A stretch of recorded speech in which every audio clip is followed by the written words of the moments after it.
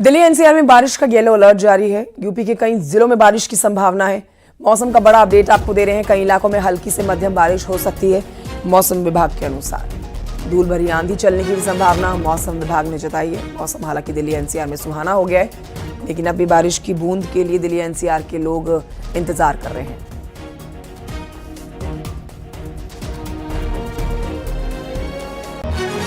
बढ़ते हैं आगे। पीलीभीत के बिलसंडा, बिसलपुर, बरखेड़ा इलाके में तेज बारिश के साथ ओले गिरे हैं, जिसकी तस्वीरें भी हम आपको दिखा रहे हैं। सड़कों पर चल रही कारों के शीशे ओले गिरने से टूट गए हैं। इतने मोटे बड़े ओले गिरे हैं कि गाड़ियों के शीशे टूट गए हैं।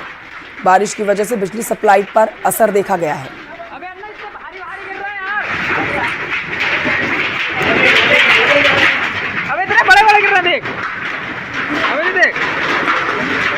उधर गाजियाबाद विकास प्राधिकरण अब आर्टिफिशियल इंटेलिजेंस का इस्तेमाल करने जा रहा है। आर्टिफिशियल इंटेलिजेंस के जरिए अवैध निर्माणों पर निगरानी की जाएगी।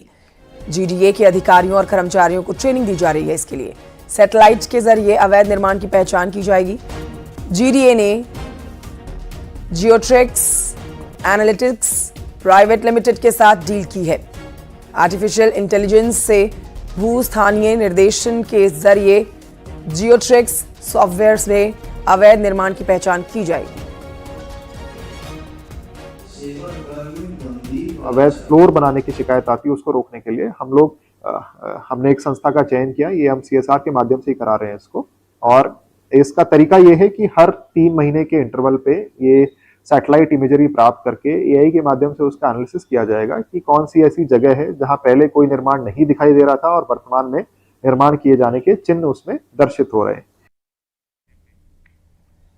खबर उन्नाव से, जहां पर आगरा लखनऊ एक्सप्रेस वे पर एक कार में भीषण आग लग गई। इसके बाद आग की लपटें आसमान में जाती हुई देखी गई। काले धुएं का गुबार पूरे आसमान पर छा गया। कार सवार ने कूदकर अपनी जान बचा ली। बताया जा रहा है कि अज्ञात कार के टकराने से ही इस कार में आग लगी है, जिसके चलते पूरी कार क्षतिग्रस्त हुई है। पूरी घटना हसनगंज कोतवाली क्षेत्र के आगरा लखनऊ एक्सप्रेस वे की है।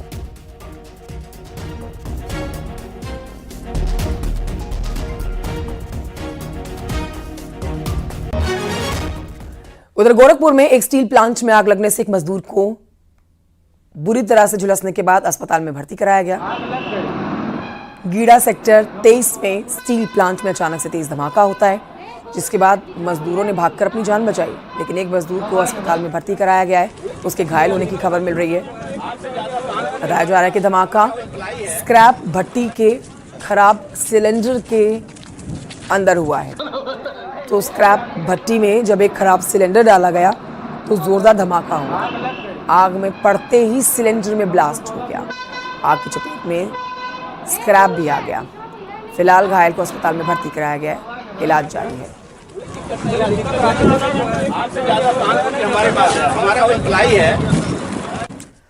गाजीपुर से खबर, जहां पर आंधी बारिश के दौरान कच्ची दीवार गिर गई और मलबे में दबकर पति पत्नी की मौत हो गई। दुखद हादसा। आंधी बारिश की वजह से यह हादसा हुआ। हादसा रामपुर माझा थाना क्षेत्र के खानकाह गांव का है।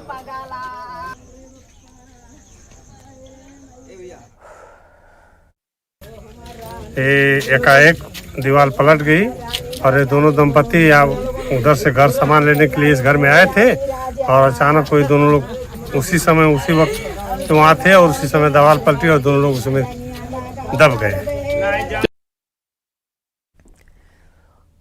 ललितपुर से खबर, जहां पर मिट्टी का टीला धंसने से हादसा हुआ और मिट्टी में दबने से 2 मजदूरों की मौत हो गई, जबकि एक मजदूर गंभीर रूप से घायल है। घायल को इलाज के लिए अस्पताल में भर्ती कराया गया है। यह हादसा अवैध खनन के दौरान हुआ है।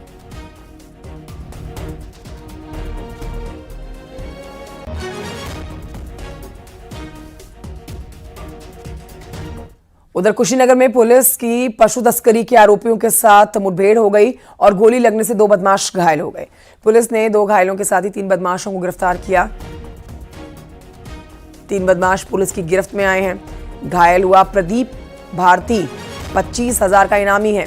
मौके से एक कार, 3 तमंचे, 6 जिंदा कारतूस, 5 खोखे बरामद किए गए हैं। 2 मोबाइल फोन भी जब्त किए गए हैं।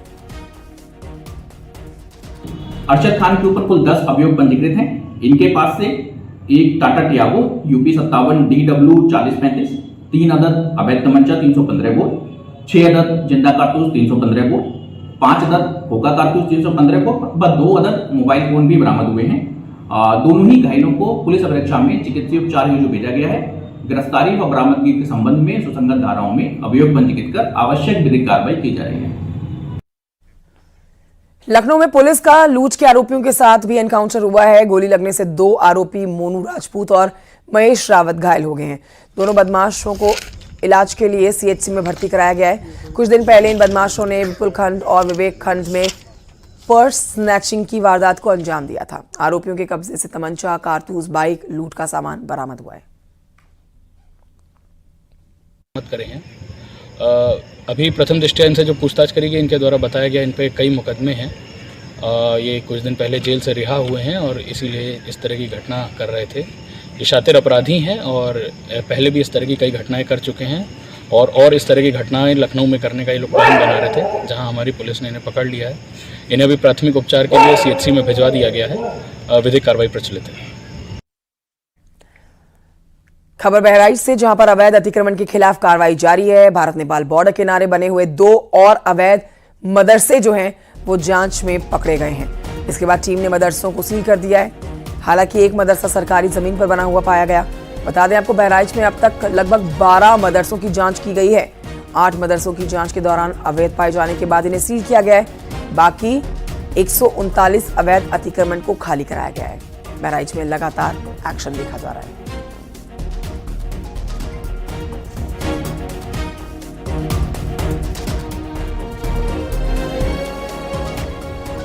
और आइए आपको दिखाते हैं राजनीतिक जगत की 10 बड़ी खबरें पॉलिटिकल टॉप 10 में। मऊ में बीजेपी कार्यकर्ताओं ने मनाया जश्न। जाति जनगणना कराने के केंद्र के फैसले से खुश हैं बीजेपी के कार्यकर्ता। कांग्रेस पर बीजेपी का बड़ा प्रहार। बीजेपी बोली, पाकिस्तान से ज्यादा कांग्रेस को राफेल से डर। अजय राय ने खिलौने के राफेल पर लटकाया था नींबू मिर्ची। यूपी में इन्वेस्टमेंट पर अखिलेश का तंज। कहा, यूपी के बाहर भी हो रहा है अधिकारियों का इन्वेस्टमेंट। कमीशन बंटवारे पर हो रहा है झगड़ा। समाजवादी पार्टी के अध्यक्ष अखिलेश यादव का बीजेपी पर बड़ा हमला। कहा, चुनावों में जनता बीजेपी को सबक सिखाएगी।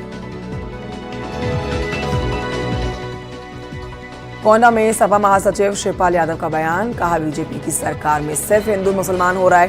पहलगाम हमला सरकार की बड़ी चूक।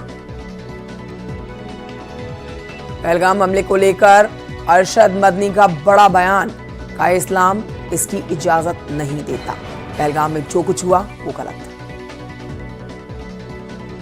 सीएम योगी ने कृषि विभाग के साथ समीक्षा बैठक की है। साथ ही अधिकारियों को जरूरी निर्देश दिए हैं। यूपी में महिलाओं के लिए खुशखबरी।